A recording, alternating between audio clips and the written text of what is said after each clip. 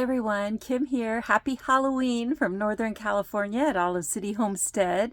I mentioned in my last video that I just posted this morning, the one about winnowing amaranth and how you can use all the seeds, that I might just come back and post a Halloween garden video tour.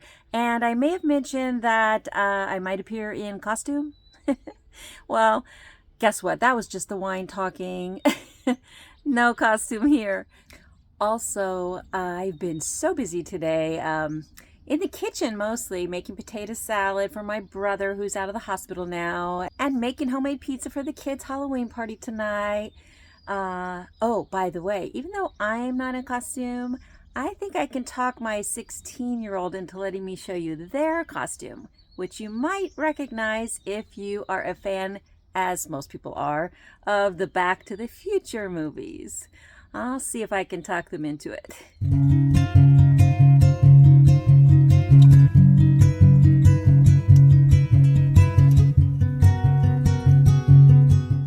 So, no garden tour video today, just not enough time. However, there is that rain coming tomorrow, supposedly anyway, and I'm counting on it. So I do want to get my winter squash off the vines before that happens. There are a few that are still not ripe, and I may leave them out because it's only supposed to get down to the upper 30s, so it shouldn't freeze them. They should be fine. And I have something else I want to harvest, and I'll take you along with me for that. Actually, two things. One is I still need to harvest the rest of my Red Roselle Hibiscus, and then I want to take you out to my medlar tree.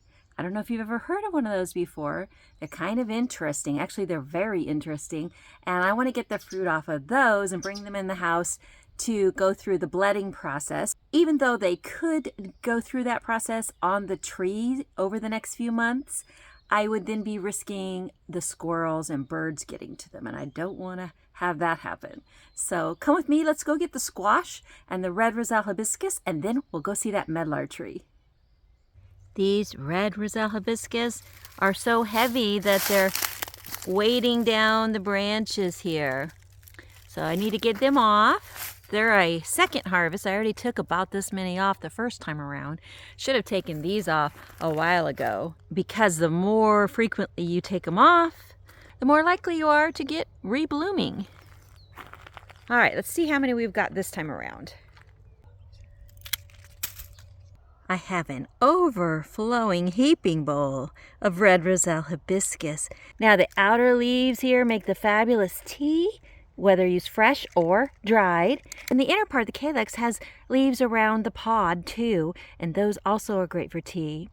And the pods are really useful in that they are full of pectin, so they're fabulous to thicken your jam with. Well guys, I only got to harvesting the hibiscus last night before time ran out. It got chilly, it became a little dusky, and I needed to get in the house and prepare the Halloween party for the kids, so we did that. So I came out this morning to do the harvest on my wonderful medlar tree and collect all the winter squash like I told you I was going to do. But oh my goodness, it's so windy and cold and dark, and the weather thankfully is truly changing like they said it was going to, and it's supposed to start raining. I wanted to say pouring, but that's probably wishful thinking, but it is supposed to start raining at any moment. So I think I'm going to end out this video, instead of with the medlar and squash harvest, with some video and photos of some of the beautiful flowers like this Gaura plant that I have going on right now here on today, November 1st.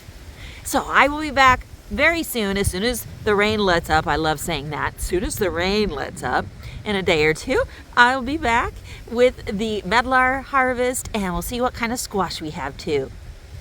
Berries still coming on in November. That's crazy. In an earlier video, I said I didn't really like these creamish, yellowish zinnias, but they've sort of grown on me, and they've just done better and better as time has gone by. So I guess that I revised my opinion.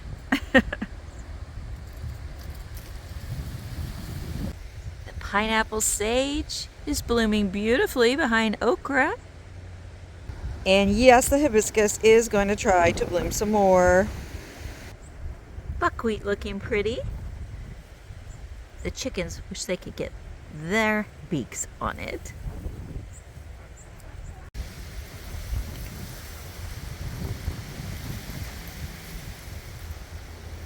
Oh, I might need to harvest this black pepper. It's kind of calling me.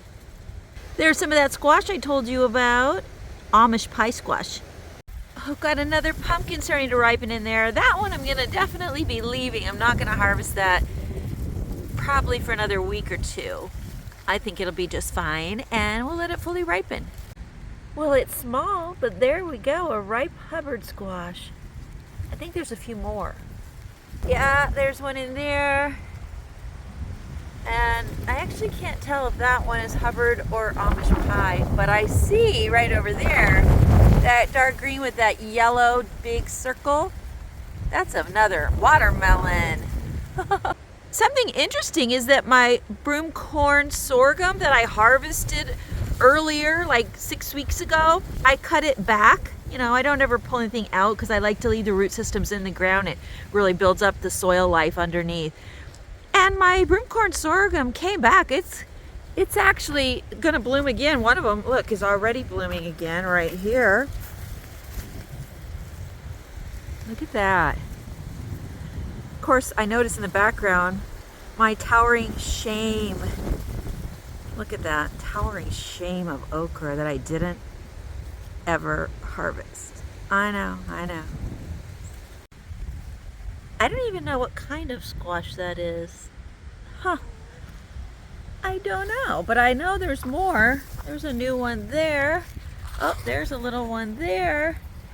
That'll be interesting to see if they ripen, to find out what they are. Oh yeah, and I found this yesterday. I didn't even remember I planted this. This is an eggplant that has a weird name. What is it? I can't even say it. I'll put it on the screen. I've never grown it before. I've only grown the pin tongue, long purple ones. But I guess I planted this one. We'll have to see what that's like. And yes, I've got aroma tomato. I'm just sort of scavenging as I go. I've got to get inside. It's starting to sprinkle. Yes, it is. But first, take a look at these two big Amish pie squash. I'm going to be attempting to make flour out of all my Amish pie squash this year, and that should be really fun. We'll see how that goes. And more Burgess buttercups. Well, that's a good size one in there. And I have, amidst volunteer forage, lots of butternuts.